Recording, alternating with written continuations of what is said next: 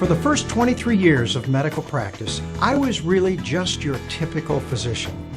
In my training in medical school, the focus was in diagnosing and treating disease. We learned very little about how to prevent disease. In fact, I can't even recall a lecture that was just devoted to nutrition, and I never learned anything about the health benefits my patients could receive by taking nutritional supplements. I was taught that all you needed was to eat a healthy diet and get the RDA levels of nutrients from your diet. Well, I did learn a lot about disease and drugs and the treatments needed to best treat these diseases. You see, physicians spend nearly all of their time treating serious end-stage diseases. This was made very obvious to me during my training when I would spend some time following a cardiologist around all day. We would start our day making rounds in the intensive care unit, treating those problems that were developing in patients who had just had a heart attack the day or two before.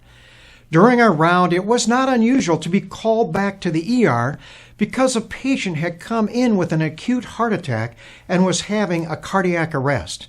If they survived the resuscitation, we would be off to the heart catheterization room to do a coronary angiogram and possibly the placement of stents in their coronary arteries. Then it was back to the intensive care unit to see the rest of his or her patients.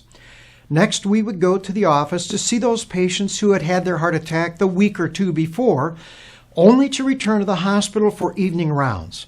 Well, to be honest, we did not spend much time educating our patients on the healthy lifestyles they could establish in order to best slow down or even possibly reverse their disease. There was only just enough time to prescribe medication, especially statin drugs, and make sure they were not having any medical problems. Even what I was calling preventive medicine was essentially just early detection of disease. Just think about it. When I would do a complete well physical on any of my patients, I would go over their past history, present complaints, do a physical and some blood work, looking for evidence of those silent diseases. I would look for that silent high blood pressure, or possibly even elevated blood sugar or high cholesterol that my patients may or may not be aware of. When I did a pap smear, a mammogram, or a PSA, I was simply looking for those early cancers. If I didn't find any disease, I would just pat my patients on the shoulder and tell them that they were in good health, and out the door they went. Now, I was good when it came to diagnosing and treating any disease I did find. In fact, many physicians learn in their training that if they don't write a prescription for their patients, that they really have not earned their office call fee. Such is the state of traditional, or what we call allopathic medicine in the world today. So why are you surprised when your physician informs you that all nutritional supplements do is create expensive urine?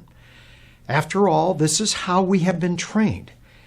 I did not title my book What Your Doctor Doesn't Know About Nutritional Medicine without a good reason. I certainly didn't know much about nutritional medicine before I began to independently study the medical literature in regards to the health benefits my patients could receive by taking high-quality nutritional supplements. Instead of disease care expert, I feel that now I have become that true healthcare expert I have always wanted to be.